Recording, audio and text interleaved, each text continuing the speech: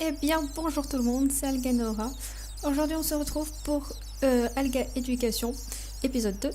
Aujourd'hui, je serai exceptionnellement en solo, puisqu'on a eu des problèmes avec le serve et puis tout ça. Donc, oh, mais qu'est-ce que... Mais...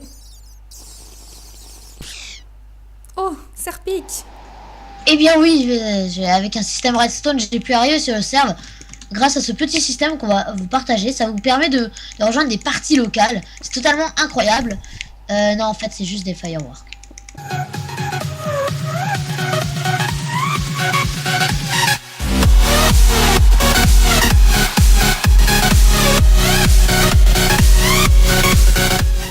Eh bien, bonjour tout le monde, c'est Alganora. Donc, on se retrouve pour l'épisode 2 d'Alga Éducation. Donc, je suis avec Serpic finalement. En Donc, effet. Serpic, je te laisse expliquer ce qu'on va faire aujourd'hui. Alors déjà, on va arrêter de faire ce que... Parce qu'en fait, les fireworks que vous voyez, les feux d'artifice, c'est moi qui les dirige. Il y a un petit système. On vous spoil un peu la saison 2, mais vous verrez, vous verrez. Donc pour l'instant, on va voir la saison 1. Alors, pour la saison 1, l'épisode 2, c'est par ici, il y a tous les commandes blocs. Et donc, on va voir Sauf une qu'on nouvelle te voit partie du pas trop système. là. Oui, Enfin, oui, je veux oui, dire, on ok. voit que tes effets d'artifice. Alors, on va repasser un bien matin. Coucou. Voilà. Alors, je te laisse venir sur ton Ouais, cheval invisible. exactement. On va d'ailleurs activer le système. Hein. T'es où? Là, C'est parti. Et donc, alors, qu'est-ce on qu'on va était faire au bout du aujourd'hui? système. On avait vu le test fort. Alors, là, on peut aussi test fort des types de mobs. On va voir comment ça se fait. Comment summon des chauves-souris. La commande summon un peu. On va pas apprendre ça parce que, en gros, ce qui se passe, c'est que dans cet endroit-là, si on remplace ça par du vert, ce qu'on va faire tout de suite, on va le remplacer par ce vert-là. Par contre, hop. Oh, oh non! Elle s'est Voilà. échappée. Pardon. Donc voilà, vous pouvez voir qu'il y a une chauve-souris qui apparaît à chaque fois que, disons que Alganaora actionne le système. Bon là c'est un peu n'importe quoi parce qu'on est proche du système. Bon enfin voilà quoi. En gros, comment faire apparaître une chauve-souris déjà, simplement. Parce que la plupart des commandes blocs experts le comprennent, cette commande. Mais là, on est quand même pour les commandes bloqueurs débutants. Oui, Tel tour, j'ai comme envie moi. de dire. Voilà. Alors, petit test dès le début. Essaye de summon une chauve-souris. Vas-y. Je pense que tu peux le faire vu que tu as déjà vu des maps aventure. Attends, oui, du coup, je vais te mettre un petit sol custom. Voilà. Alors, attends, on va tester ça en direct. On va le mettre sur le sol custom. Vas-y, je te laisse replacer le sol custom et comme ça tu peux expliquer un peu le copier-coller dans Minecraft parce qu'il n'y a pas tout le monde qui connaît. Pourtant, c'est juste un copier-coller, mais il n'y a pas tout le monde qui connaît la technique du contrôle A. Hein. T'as pas oublié. Copier-coller dans ce commande bloc là.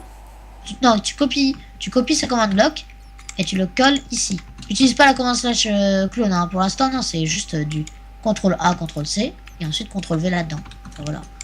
Voilà. Alors, c'est parti, on va voir ce que ça donne. J'ai vu un peu. Alors, il y a juste un petit souci dans ta commande, tu vas le voir tout de suite. Oh, Non, je sais. hé hé. Alors, après, je te donnerai une astuce si tu veux un peu. C'est bon. Tu penses?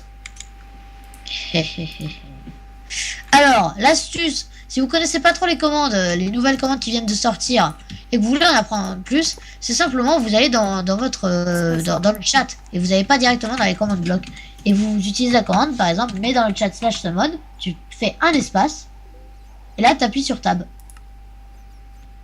Hein? Tu sais, tu connais ta touche tab quand même. Oui, Donc, ça savait pas compter, et puis là, ça met ça. t'as bien mis slash summon. Ah non.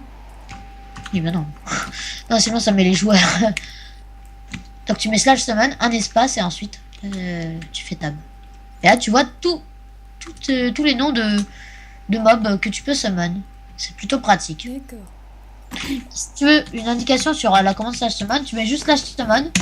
Ok. Alors, heureusement que j'ai enlevé le mob griffing. Tu sais que si t'aurais fait ça il y a dans l'épisode 1, toute la moitié des commandes blocs auraient disparu. Ah oui, c'est vrai. Oui. Alors, heureusement que j'ai enlevé le mob griffing il y a quelques secondes en fait. Alors, du coup, donc si tu veux savoir un peu comment utiliser la commande slash summon, fais juste slash summon et tu fais entrer. Déjà. Vas-y, fais. J'ai fait. Et là, ça t'a mis normalement slash summon entity name xyz, c'est bon? Ouais, sauf que moi c'est en français, donc nom de l'entité. Donc maintenant que tu as tout ça, bah tu peux essayer de le refaire dans le command block et cette fois réussir. Donc il faut que tu mettes des coordonnées en vrai. D'accord, je savais pas. Alors je vais t'apprendre les coordonnées relatives après. Je m'occupe de tuer l'Under Dragon, hein, t'inquiète. Vas-y. Et ça me dit que je l'ai kill et il n'est pas mort. Ou alors je vais lui mettre un effet de dégâts.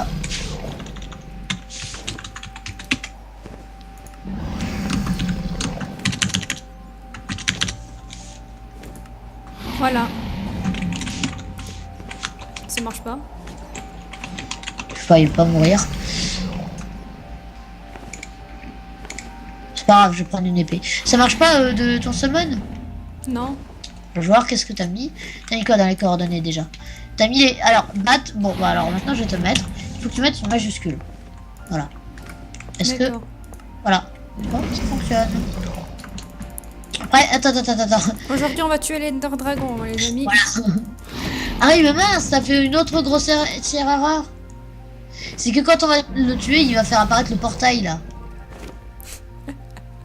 Oh...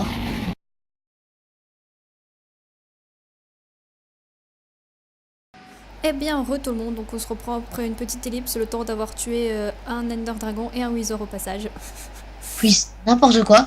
Alors, on va pouvoir vous montrer. Alors, donc ça, t'avais réussi à faire ça. Donc, je vais vous parler un peu des coordonnées relatives. Parce que là, c'est bien beau de l'avoir summon ici, mais on peut utiliser des coordonnées relatives, ce qui est plutôt pratique. Alors maintenant, juste avant de parler des coordonnées relatives, tu vas devoir me tuer cette chauve-souris, mais avec un command block. Ah ah. Comment tu te débrouilles? Par contre, elle a littéralement disparu de mon champ de vision. Pourtant, je suis devant le command block. Ouais, non, je sais. Je vais en mettre plein d'autres, voilà. Comme ça, on verra bien si tu as réussi le défi. Ça marche pas.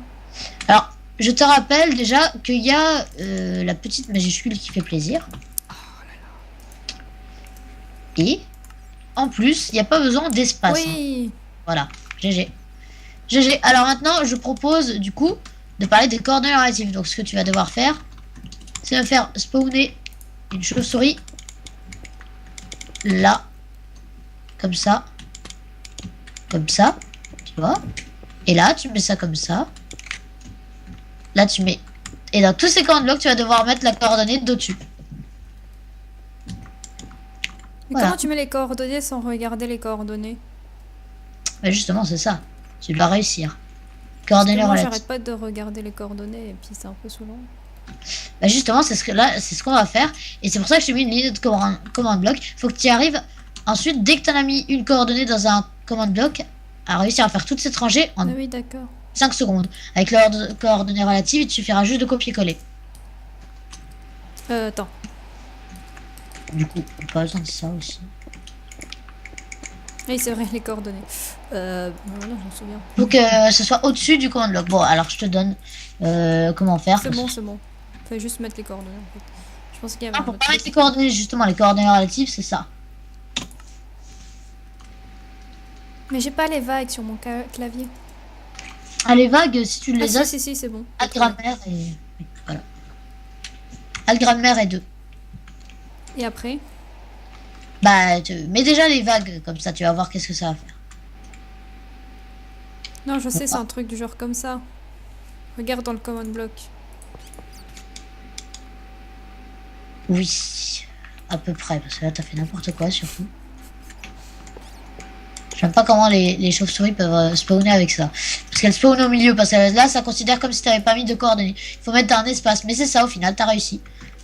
Voilà. Et avec l'espace, du coup, ce que ça fait, c'est que, voilà, ça fonctionne. Bon, ça les fait spawner dans le redstone block, voilà.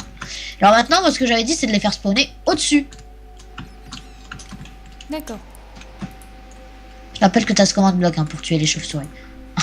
En fait, j'ai fait la commande. Oui, C'est ça. on va voir ça. Voilà, et du coup, maintenant, tu dois le faire dans toute la rangée. Bon, on va même pas le faire parce que tu sais comment le faire, voilà. Donc c'est bon. Parce que c'était au départ une petite énigme, mais là il suffit juste de copier-coller, puis voilà. Donc alors maintenant, on connaît un peu les coordonnées relatives. T'as compris en particulier les coordonnées relatives, en gros? Oui. On peut l'utiliser dans plein de systèmes, avec des set blocs. Les set blocs, tu sais à quoi ça sert?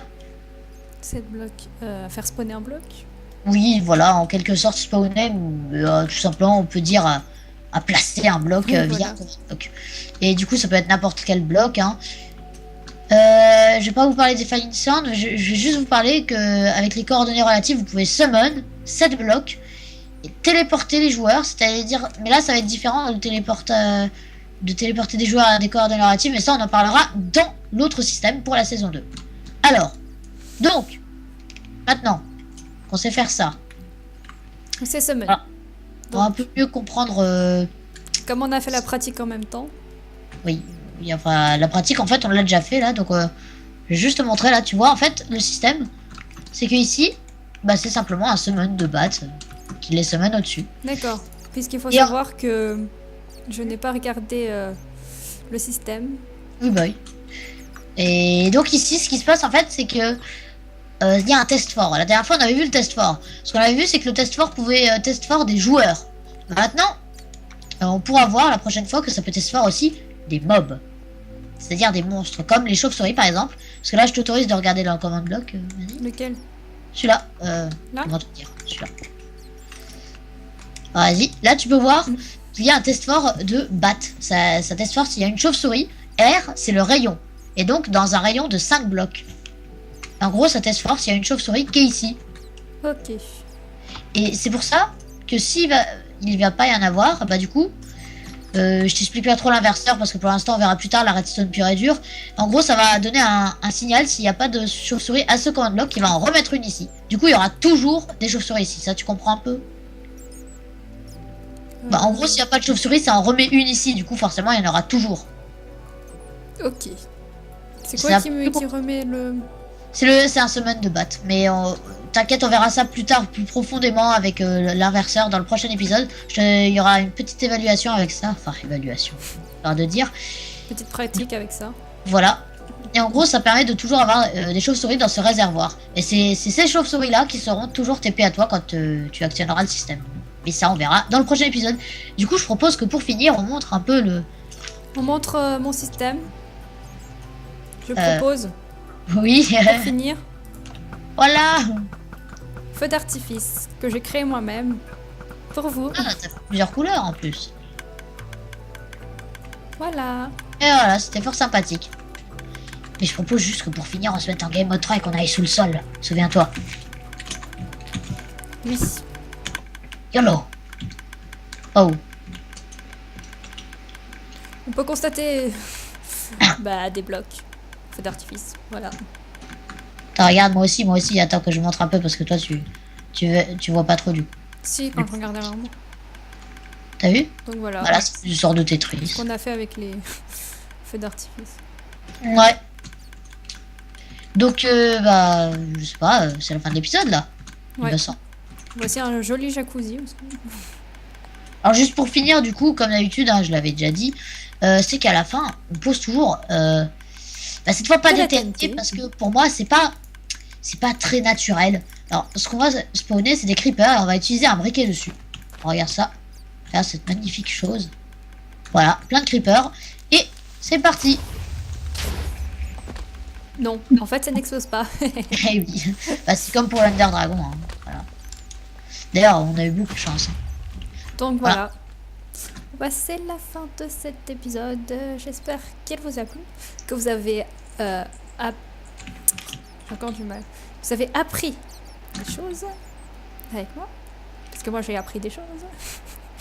Donc n'hésitez pas à laisser un j'aime, une TNT, et un commentaire pour votre avis. Voilà. Ça repique un truc à dire. Ben, au revoir, tout simplement. Au revoir. Eh bien...